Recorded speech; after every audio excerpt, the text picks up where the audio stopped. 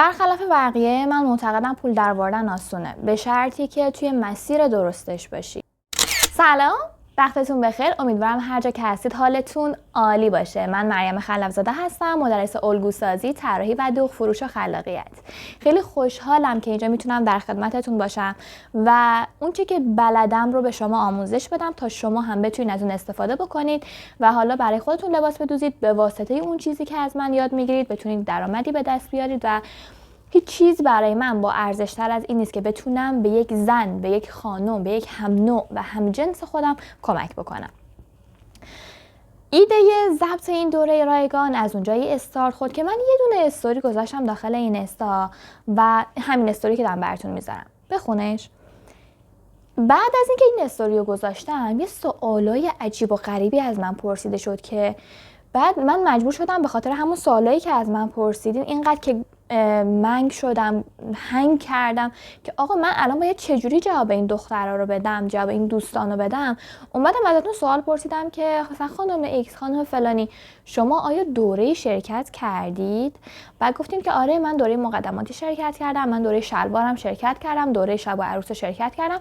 بعد من همینجور داشتم فکر می‌کردم، گفتم خب شما اگه همچین دوره‌های تخصصی رو شرکت کردی، پس چرا الان همچین سوالایی می‌پرسی؟ حالا به نظر اون سوالا چی بودن؟ من تو برش مشکل دارم. گفتم خب عزیزم کجایی برش رو مشکل داری؟ توی مثلا زاپاسگذاری. خب دوست عزیزی که دوره‌های تخصصی رو شرکت کرده قطعا نباید توی زاپاسگذاری مشکل داشته باشه دیگه.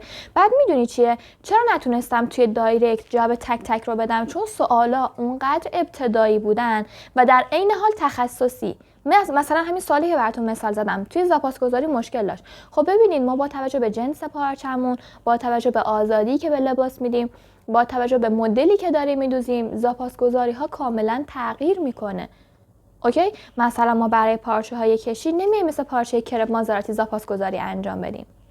به خاطر همین بود که نمیشد داخل دایرکت جواب تک تک رو داد. اما تا اونجایی که سوالات جوری بود که من میتونستم در قالب یه وایس، 2 تا وایس، یه پیام متنی مثلا 10 خطه جواب بدم، جواب دادم. اما بعضیاشو مثل همین سوالی که مطرح کردم واقعا نمیشد داخل دایرکت فرد رو توجیه کرد که مثلا برای فلان مدل باید چقدر زاپاس بذاری، مثلا آستین رو چجوری باید به بالا تنه وصل کنی، چون خیلی هم داخل تمیزدوزی و وصل آستین به بالا تنه مشکل داشتن.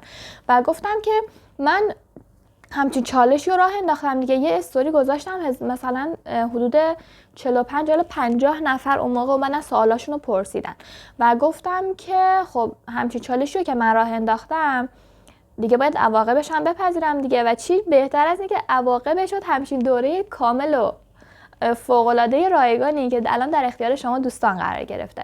پس اینو خواستم بگم، ایده استارت ضبط این دوره از اینجای استارت خورد که از اینجای شروع شد که شما یه سری سوالات پرسیدید و من دیدم که اون سوالا در عین حالی که ساده‌ان خیلی هم تخصصی هستن و شما نیاز دارید که اون پایه، اون بیسیکتون قوی باشه. یعنی اون دوره مقدماتی رو که شما شرکت کردید باید اونقدر خوب و تکمیل و حرفه‌ای یاد می‌گرفتید که همچین سوالایی براتون پیش نمی‌اومد.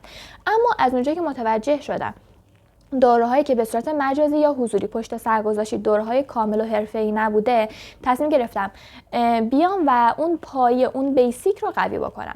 وقتی بچه‌ها میخوان برن مدرسه، خیلی مامانا حواسشون هست که مخصوصا کلاس اولیه که کلاس اول رو خوب درس‌ها رو یاد بگیرن. معلمان هم تأکید میکنن که کلاس اول پایه بچه است. اگر بچه کلاس اول رو نتونه خیلی خوب یاد بگیره، دوم و سوم و چهارم و پنجم و هر چقدر که کلاساش بره بالاتر به طبع ضعیف‌تر عمل میکنه. چرا؟ چون پایه‌اش قوی نیست. پایه میشه کلاس اول. دیگه ما بچه بودیم کلاس اولمون رو رفتیم، همه این جملات رو شنیدیم. اوکی؟ پس شما کلاس اولتون کجاست؟ دوره نازک‌دوز و مقدماتیه. اگر پایه‌تون قوی نباشه، شما دوره تخصصی کتومانتو رو شرکت بکنی، دوره شب و عروس رو شرکت بکنی، دوره مردانه رو شرکت بکنی، اصلا فرقی به حالتون نمیکنه. چرا؟ چون اون پایه ضعیفه و ما اینجا می‌خوایم با هم دیگه اون پایه رو قوی بکنیم. دوره از 0 هستش. افرادی که با متدشون مشکل دارن، سالها خیاطی میکنن اما لباسهاشون پرو زیادی میبره. قلق متد نیومده دستشون یا واقعا شاید متدشون مشکل داره، مثل گرلاوین قدیمی که همه یادش میگرفتن تو هر آموزشگاهی که میرفتی تدریس میشد. اگر با متدت مشکل داری، اگر کاملا صفر هستی، هیچ جای کلاس خیاطی نرفتی، یه چیز حالا دست و پا شکسته به صورت اکسپلور گردی یاد گرفتی، یا افرادی که خیاطی بلدن اما میخوان آپدیت بشن، میخوان یه سری تکنیک ها و نکات جدید رو یاد بگیرن، این دوره میتونه خیلی بهشون کمک بکنه. اگر مثلا پله 1 و 2 هستن میتونه تا پله 10 ببرشون بالا. مباحث خیلی زیاد نیست اما کم هم نیست، اینقدر که تکنیک و نکته بهتون گفته شده توی این دوره خیلی زیاده و من هر چقدر که بگم کم گفتم و اجازه میدم خودتون دوره رو کامل ببینید. دوره از اندازه‌گیری شروع میشه. شما اندازه‌گیری پایین تنه رو یاد میگیرید، بعدش رسم الگوی دامن رو یاد میگیرید، بعدش ما یه مدل الگوسازی دامن فون که شبیه به دامن نیم کلوش هستش رو با هم دیگه یاد میگیریم. برش پارچه داریم، دامن رو میبریم، میدوزیم، پروگیری رو یاد میگیرید. بعد از اینکه پرونده دامن ها بسته میشه ما میریم سراغ بالاتنه. شما اندازه‌گیری اصولی بالاتنه رو یاد میگیرید که برای چه اندام‌هایی چجوری باید اندازه‌گیری کرد. اشخاصی که دور بازوی چاقی دارن، دور سینه بزرگی دارن، شکم بزرگی دارن، برای اینجور افراد ما چجوری باید اندازه‌گیری بکنیم که کمترین درصد خطا رو داشته باشیم توی کارمون. شخصی سازی و کنترل درست و اصولی الگو رو یاد میگیرید. در کنارش ما با هم دیگه یه دونه شومیز یقه گرد فوق‌العاده مجلسی و خوشگل، طرح مینیمالش هم هستش، با هم دیگه میدوزیم که قرار هستش با هم دیگه آسترکشی و به صورت درست و اصولی یاد بگیریم. چرا من اینقدر دارم این واژه ها رو تکرار میکنم؟ درست و اصولی، درست و حرفه‌ای، تکمیل و حالا مثلا دوباره حرفه‌ای. چرا؟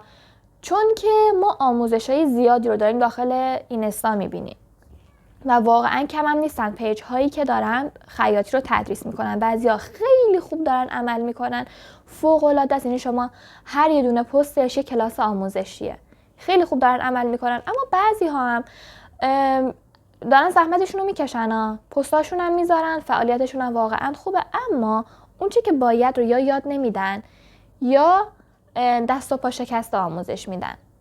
اوکی؟ و به خاطر همین هستش که من میگم باید آموزشتون درست و اصولی و کامل باشه. این کلمه که یکم قبل‌تر یادم رفت همین بود. آموزشتون باید درست، اصولی و کامل باشه. اگر یه آموزش این 3 تا فاکتور رو داشت، شما میتونی روی اون آموزش حساب بکنی و به واسطه اون آموزش حالا به موفقیت برسی. موفقیت توی ذهن ما، توی ذهن هر آدمی معانی متفاوتی رو داره. موفقیتی که من الان گفتم موفقیت توی دوخت یک لباس هستش، یعنی موفقیت مالی و موفقیت زندگی و نه اینا رو بذار کنار. موفقیت توی دوخت مانتو هستش. من توی تدریس، یعنی توی آموزش دادن و آموزش دیدن، این مسیر 2 طرف هست. توی آموزش دادن و توی آموزش دیدن بسیار بسیار آدم کمالگرایی هستم.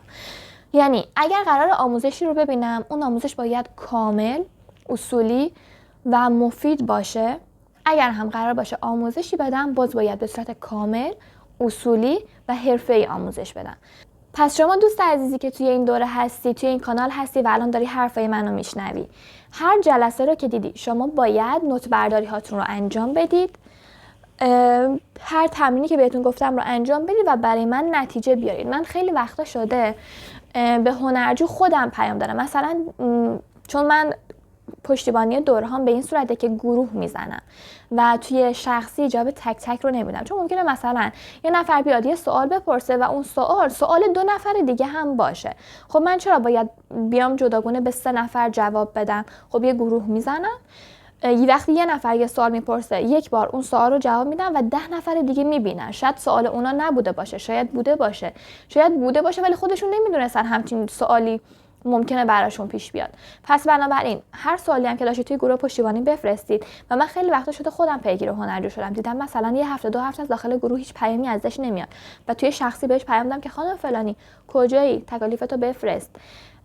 چرا؟ چون من برای ضبط این دوره واقعا از خواب و خوراک و استراحت میزنم تا بتونم به اندازه توانم، به اندازه که دستم میرسه یک کمکی کرده باشم به حالا دوستای خودم. شما دوستای خودم میدونم و همینطورم هست و دوست دارم وقتی من دارم اینقدر 100 خودم رو میذارم برای یک کاری، در مقابل شما هم 100 خودتون رو بذارید. ببینید مسیر آموزش کلا هر مسیر تو زندگیمونه که بخوایم تصور بکنیم یک جاده دو طرف است.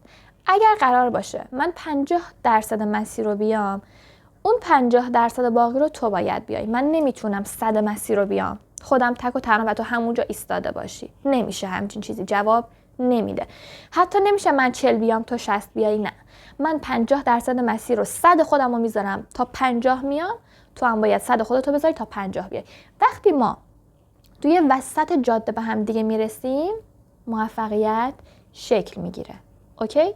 پس سهل انگاری نکنید. هر نکته که بهتون گفته میشه رو وارد دفترتون بکنید، تمرینات رو انجام بدید. من پیگیر تک تکتون هستم، حواسم بهتون هست. فکر نکنید فقط آوردمتون توی این کانال که صرفا یه چیزی یاد بگیرید. نه، دوره خیلی تکمیله، خیلی کامله برای افرادی که میخوان خیاطی رو شروع بکنن، میخوان آپدیت بشن با چیزی که قبلا آموزشی دیدن مشکل دارن، میخوان به درآمد برسن. این دوره خیلی میتونه بهشون کمک بکنه، چون علاوه بر مطالب هنری که شامل خیاطی میشه ما با هم دیگه یاد میگیریم، خیلی روی ذهنیت هم کار میکنیم. ببینید دوستان، اینو میخوام بهتون بگم، شاید برای خیلیاتون پیش اومده باشه، ما دوره های خیلی خیلی خیلی زیادی رو شرکت کردیم. ما هممون بلا استثناء خود من دوره های خیلی خیلی خیلی خیلی زیادی رو شرکت کردیم، اما بعضی از اون دوره ها رو هنوز ندیدیم، خیلی هاشون رو هنوز انجام ندادیم با اینکه دیدیمشون و ما فقط دوره شرکت کردیم چون فکر میکنیم اون چیزی که باعث میشه ما به درآمد نرسیم، اون چیزی که فکر میکنیم ما رو ضعیف در واقع داره نشون میده، ما رو ضعیف نگه داشته، آموزش ندیدن است. در صورتی که کاملا فکر میکنیم جای دوره هامون خالیه، یه جا تخفیف میخوریم این دوره رو میخریم، یه جا دوره رایگان میریم شرکت میکنیم، یه جا دوره میبینیم مثلا اولین ثبت نامش تخفیف هم نخورده ولی قیمتش مناسبه، میریم شرکت میکنیم. ولی این شرکت کردنه و استفاده نکردنه اینه که انگار اون دوره رو نداری. یعنی تو دوره رو میخری ولی نه نگاهش میکنی یا نگاهش هم میکنی ولی استفاده میکنی، بازم اینه که اون دوره رو نداری. من اینا رو به خودم میگم یه وقت مثلا سوء تفاهم پیش نیاد. من خودم هنوز خیلی دوره ها دارم که نگاهشون نکردم و توی یه لیست نوشتمشون که هر وقت فرصت کردم برم نگاهشون بکنم، هر وقت مثلا تایمم آزاد شد برم نگاهشون بکنم. بعضی از دوره ها الان من 2 سال 3 سال شرکت کردم ولی هنوز وارد پنل کاربری نشدم که قسمت اولش هم نگاه بکنم. اوکی؟ و این طرز فکر اشتباهیه. ما خیلی وقتا عملی کردمون ضعیف و پایینه. مثلا یه دوره رو که شرکت میکنیم میریم دوره رو میبینیم، این دوره چه زمانی برای ما آورده داره به ما نتیجه میده؟ زمانی که اون چه که دیدیم و یاد گرفتیم رو بیایم عملی کنیم و اجراش کنیم. پس ضعفی که ما داریم نه توی دورهایی که شرکت نکردیم، نه توی چیزایی که بلد نیستیم. تنها ضعف ما توی عمل کرد نداشتنمونه، توی عدم عمل کردمونه، عمل گراییمونه. اوکی؟ پس ما یکم عمل گراییمون رو ببریم بالا و ویدیوها رو سلسله وار نگاه نکنید به هیچ عنوان. پارت اول رو که دیدید الگوش رو توی دفترتون بکشید، نوت برداری هاش رو انجام بدید، بعد برید پارت دوم. اوکی؟ اینو کسی داره بهتون میگه که استاد دوره خریدن و دوره نگاه نکردن بوده در گذشته، الان دیگه اینجوری نیست، خدا رو شکر. دیگه این ضعف رو توی خودم اصلاحش کردم. و اینکه اول ویدیو من یه صحبتی کردم و گفتم که فرقی نمیکنه دختر یا پسر، همه باید دستشون تو جیب خودشون باشه، چون اگر نباشه زندگی کردن خیلی سخت میشه. درصد رفاهی که ما میتونیم توی زندگی تجربه کنیم خیلی میاد پایین به طرز چشمگیری. و الان ببینید اصلا یه واقعیت، خیلی وقتا ما به خاطر فرهنگی که درش بزرگ شدیم، به خاطر اطرافیانمون، از اینکه بگیم از پول داشتن، پول زیاد داشتن، شاید بترسیم، شاید خجالت بکشیم، شاید میترسیم مثلا بگیم من پول دوست دارم، بهمون بگم پولکی. اما این یه واقعیته، تمام دنیا داره با پول میچرخه و پول اصلا چیز بدی نیست. وقتی پول داشته باشی آرامش خاطر داری، استقلال مالی داری، هر جای دنیا بخوای میتونی مسافرت بری، هر چی بخوای میتونی بخری، میتونی بیزینس های زیادی رو راه بندازی، میتونه افراد زیاد رو بیاری سر کار، دستشون رو بند کنی. پس پول اصلا چیز بدی نیست، فقط کافیه که از راه درست، از مسیر هوشمندانه درش بیاریم و توی مسیر درست و هوشمندانه هم خرجش بکنیم. اینکه صرفا فقط پول در بیاریم و حرومش بکنیم، نه، اینجا نه، واقعا نمیشه. اما وقتی که داریم از مسیر درستی پولی رو در میاریم و توی مسیر درستی خرجش میکنیم، اینجا اونجاست که پول خیلی خوب به نظر میاد و خیلی خوب جواب میده. پس برای اینکه بتونیم استقلال مالی داشته باشیم، توی آسایش و آرامش و رفاه زندگی بکنیم، باید کار بکنیم، باید دستمون تو جیب خودمون باشه و این یه مسئله‌ای که واقعا باید بهش افتخار کرد. الان هممون داریم برای کسب روزی حلال، پول بیشتر در آوردن کار میکنیم و کار کردن یک چیز کاملا عادی و طبیعیه. اصلا فرقی نمیکنه چند سالته، خانم هستی، آقا هستی، هیچ فرقی نمیکنه. مهم اینه که ما داریم برای رسیدن به اون چه که اون زندگی ایدئالی که خودمون میخوایم خودمون تلاش میکنیم. نه بار زندگی و مسئولیتمون رو میندازیم گردن یکی دیگه، نه سعی داریم از یکی دیگه به زور پول بگیریم. نه، هر کس خواست حمایت کنه دستش درد نکنه، هر کس هم نخواست حمایت کنه یا نتونست حمایت کنه اشکال نداره. 4 ستون بدنمون سالمه، خودمون بلند میشیم، کار میکنیم، به چیزایی که میخوایم میرسیم.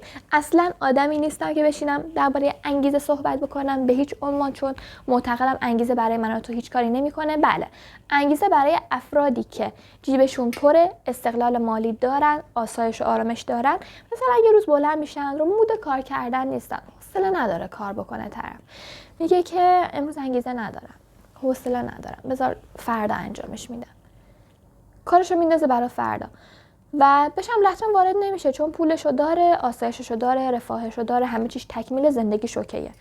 اما من و تویی که اول راه هستیم، من و تویی که شاید، که به نظرم شاید 96-7% پشتوانه مالی نداریم، کسی رو نداریم که بتونه از نظر مالی ساپورتمون بکنه، انگیزه به دردمون نمیخوره و در عوض انگیزه ما باید دیسیپلین داشته باشیم. دیسیپلین چیه؟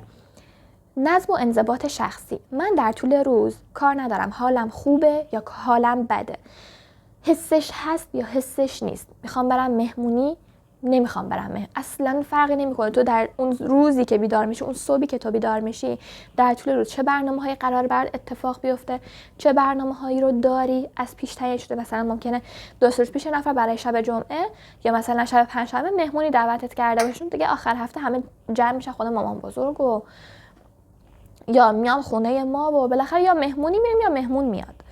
اصلا فرقی نمیکنه تو در اون روز چه برنامه‌ای برات چیده شده. تو یه دونه لیست داری، کاری هم نداری حالت خوبه، انگیزه داری یا نداری، تو یه دونه لیست کار داری. بذارید این لیست منه، از خط اول دایره کشیدم تا خط آخر.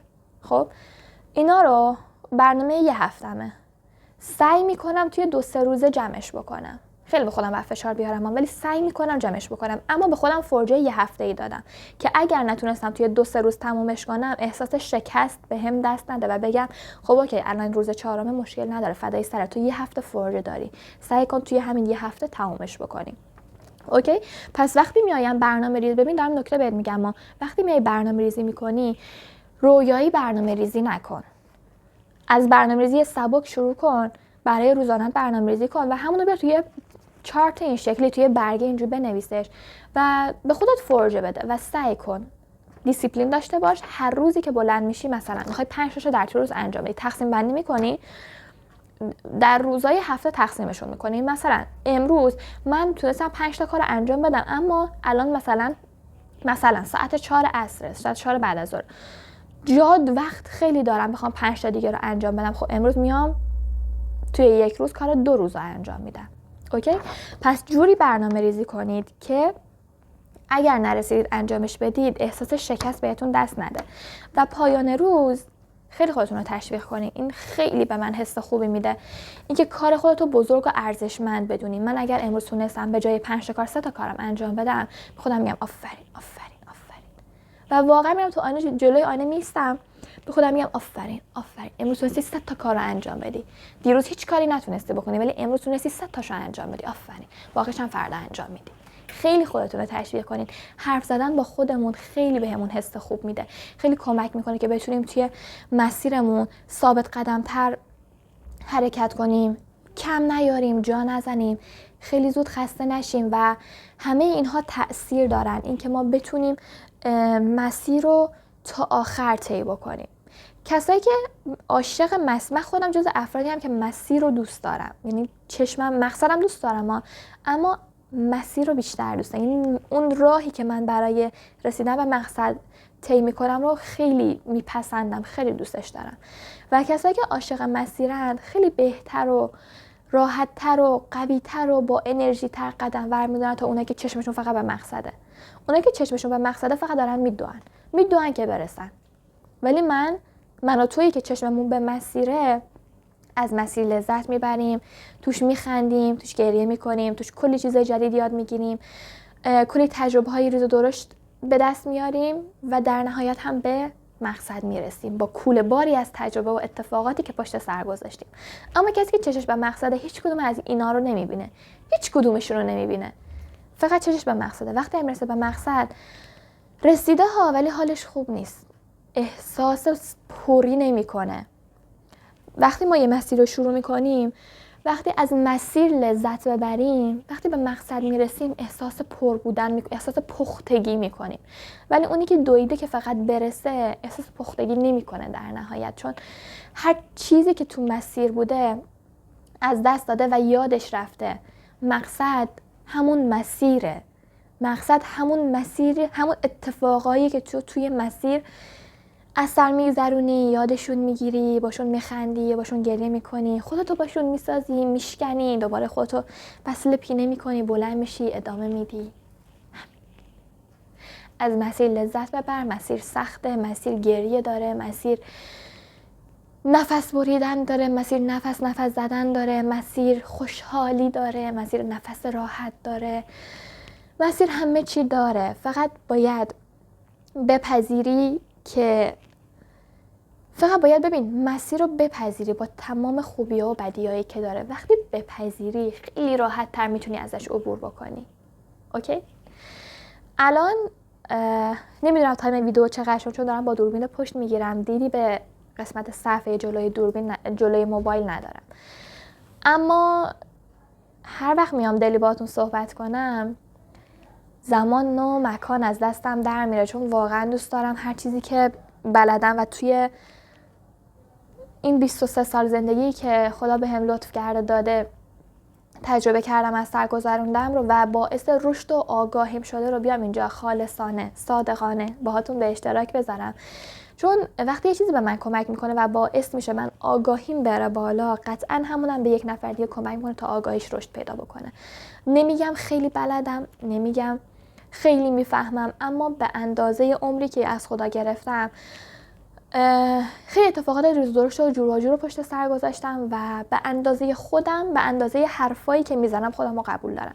یعنی اینجور نیستم که صرفا یه چیزی رو تازه مثلا 2 دقیقه پیش توی پادکست یاد گرفته باشم، چون من خیلی پادکست و در واقع یوتیوب گردی دارم در رابطه با مسائل خودآگاهی، رشد، توسعه فردی. اینجور نیستم که الان یه چیزی رو یاد گرفته باشم بیام همین الان عین اون جملات رو بهتون بگم. نه، چیزایی که خودم تجربه کردم، تستشون کردم، باهاشون زندگی کردم، لمسشون کردم، حسشون کردم و باعث رشد آگاهیم شده رو میام اینجاها با شما به اشتراک میذارم و چیزایی هستن که خودم قبولشون دارم و از سر گذروندمشون. اوکی؟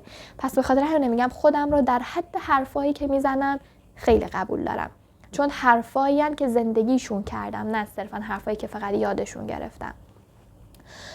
و اینکه خیلی ممنون که تا اینجا رو گوش دادید. دوره خیاطیه، اما در کنارش ما زندگی کردن و آگاهی و توسعه فردی و مخصوصا ذهنیت رو، باورهامون رو قراره با هم دیگه شکل بدیم.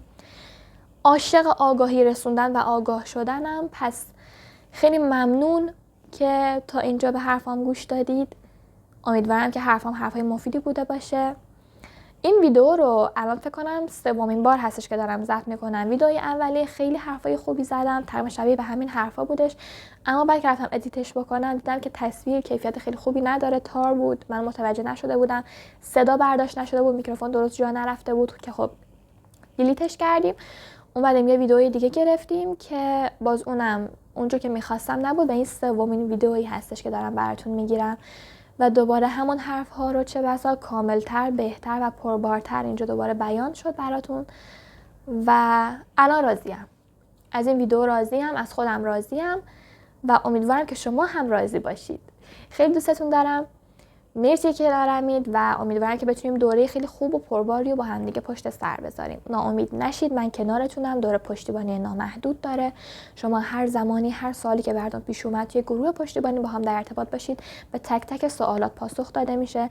سوالاتی که مربوط به دوره است و حالا اگر بازم سوالات خارج از دوره پرسید در رابطه با خیاطی، اگر خیلی تخصصی نبودن من میتونم پاسخگو باشم، اما اگر خیلی تخصصی بودن مثل همون سوالایی که داخل دایرکت ازم پرسیده بودین، نه واقعا نمیشه اونطور که باید جواب داد و اونطور که باید شما متوجهش نمیشه، چون باید یه بیسیک اولیه‌اش رو توی ذهنتون داشته باشید. اما تا هر جا که بتونم دوستانه، خواهرانه کنارتونم و امیدوارم که شما هم همینطوری کنار من باشید. یعنی اگر من 50% مسیر رو میام، شما هم 50% دیگه رو بیایید. روز خوبی داشته باشید، شب خوبی داشته باشید. نمیدونم این ویدیو رو کی میبینید. به هر حال که امیدوارم کنار هم دیگه بتونیم دوره پرباری رو پشت سر بذاریم و موفق باشیم.